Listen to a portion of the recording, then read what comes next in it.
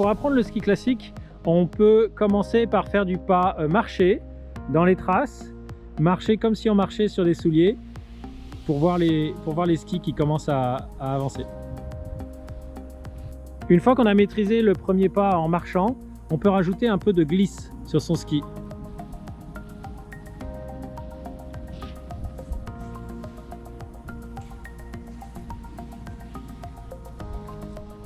Donc une fois que vous avez maîtrisé les premiers pas, vous pouvez commencer à prendre les bâtons et à vous propulser pour faire un mouvement complet de ski de fond.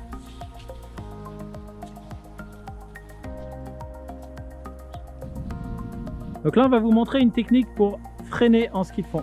Donc on sort le ski de la trace et on se ralentit avec le ski comme un chasse-neige. Alors on va aussi vous parler de comment se relever en ski quand on tombe. Donc on va vous montrer comment on tombe. Voilà. L'idée c'est de remettre ses skis bien parallèles à la piste. Si vous êtes dans une descente, les mettre perpendiculaires à la pente pour s'arrêter. Ramener les mains devant les pieds le plus possible. À quatre pattes devant les pieds. Et puis une fois que vous avez pris la position de quatre pattes devant les pieds, c'est beaucoup plus facile pour se relever. Le ski de fond, c'est un sport d'activité physique. Donc on bouge beaucoup le haut du corps, le bas du corps. Donc en général, on a chaud assez rapidement. L'idée, c'est de ne pas s'habiller comme en ski alpin, de s'habiller un peu plus légèrement et en multicouche. Donc on préconise d'avoir une veste coupe-vent qui permet d'avoir un sous-pull ou deux sous-pulls en dessous. S'il fait environ autour de 0, moins 5, moins 10 degrés, on met juste un sous-pull sous la veste coupe-vent. Et ça permet de respirer et d'avoir du mouvement.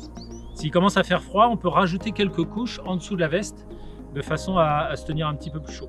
Si vraiment il commence à faire froid à Montréal, il peut faire moins 20, on peut utiliser ce qu'on appelle une doudoune légère qui permet soit de skier tout le temps avec parce qu'elle est relativement légère et ne tient pas trop chaud, soit éventuellement de partir avec puis après on peut la ranger.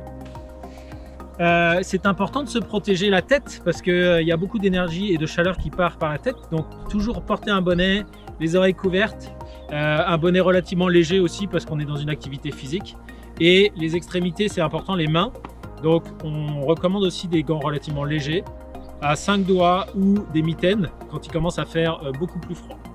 On va vous présenter les différents types de ski de fond. Le ski à écailles qui consiste à avoir une zone d'adhérence avec des écailles. Donc en général, c'est ce que vous allez trouver comme ski de location, et notamment au parc Jean Drapeau, c'est des skis comme ça qui louent. Ce ski-là ne nécessite pas de cire d'adhérence sur la partie. Il faut juste que les écailles soient propres et comme ça va fonctionner tout seul. Vous avez ce qu'on appelle des skis à farter qui nécessitent donc dans la pochette de fartage une cire d'adhérence pour que la neige colle à cette partie-là. Et les skis un peu plus modernes qui existent maintenant avec une technique à peau qui consiste à avoir une peau ici. Dans un sens ça glisse et dans l'autre sens ça accroche, qui permet de faire la partie d'adhérence. Alors aussi en ski de fond, il nous faut des bâtons. La taille des bâtons en général c'est qu'ils doivent arriver à la hauteur de la clavicule, et les bottes, il y a un standard qui doit être compatible avec les fixations, et le standard actuel c'est NNN.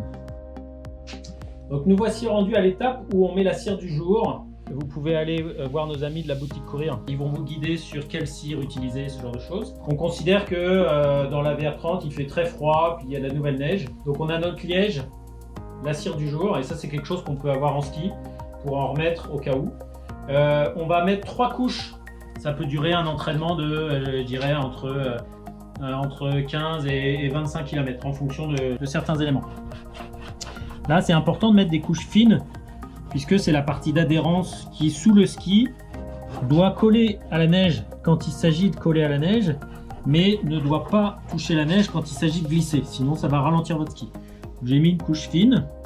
Maintenant, je vais la lisser avec le liège, et en même temps, le liège va la chauffer un petit peu pour qu'elle pénètre bien dans la cire de base qu'on a mis tout à l'heure. Donc là, j'ai mis une couche. Vous voyez, c'est lisse et ça fait pas de vagues. Je mets une deuxième couche sur toute la longueur. Troisième couche. Donc là, j'ai mis sur toute la longueur de la pochette de fartage, comme vous pouvez le voir. Et c'est possible qu'à un moment donné, Si pendant la sortie j'ai pas assez de kick, il me manque un peu de kick, je peux en rajouter. Et je suis pas obligé d'en rajouter sur toute la longueur du ski. Par exemple, je peux en rajouter sur le devant du pied. C'est cette partie-là qui va toucher à la neige le plus. Donc j'en rajoute en pyramide, juste sous le devant du pied. Et je lisse, pareil. Donc là, ça va me faire 3 grandes couches, plus 1 ou 2 petites. Comme ça, je me remémore ce que je mets sur un ski. Idéalement, je le mets sur l'autre. Sauf si vous voulez faire des tests. Donc à la fin, je lisse bien.